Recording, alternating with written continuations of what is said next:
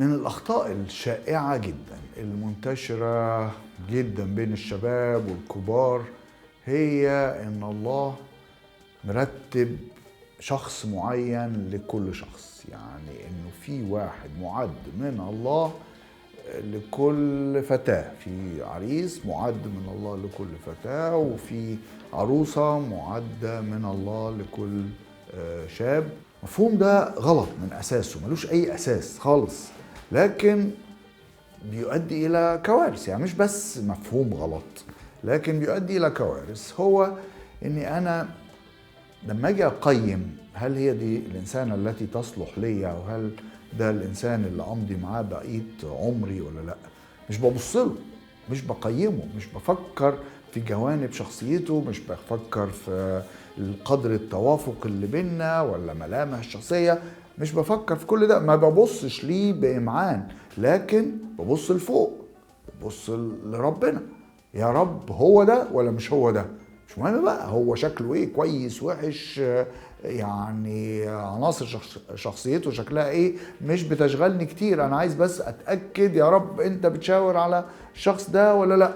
ودي تبقى مصيبة في حد ذاتها، هذه مصيبة من العيار الثقيل، ان انا تحت الدعوة انه ده اختيار الله بتغاضى عن كوارث في التوافق اللي بين الاتنين، لانه الله اختار هذا والله لم يختار هذا، لان الله تارك هذا الامر للانسان انه يفكر ويقيم بهذا الجهاز الرائع الذي منحه الله لنا، اللي بيفحص ويحلل ويختار. والله بيغير طريقة تفكيرنا، ان ازاي اختار الشخص الملائم لي. الله اداني الجهاز ده عشان يقيم الاختيار الناجح، فبالتالي ينبغي ان انا استعمل ذهني اللي الله بيجدده كل يوم من خلال التعليم عشان اقدر اقيم الاخر صح.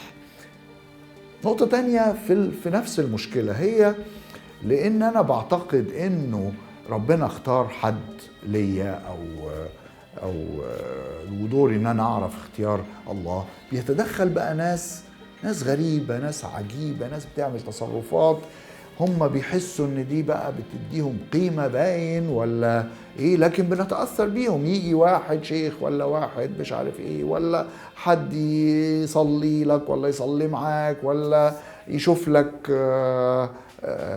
لك شوفة، ولا يشوف لك ربنا بيقول لك ايه، ويطلعها من كتب مقدسة، ولا يطلعها زي اللي بيطلعها من كوتشينة برضه. نفس التوجه، ان واحد بيعتبر نفسه ان هو الشخص الصلة اللي بينك وبين الله، وسيعلن لك ما يريده الله لك.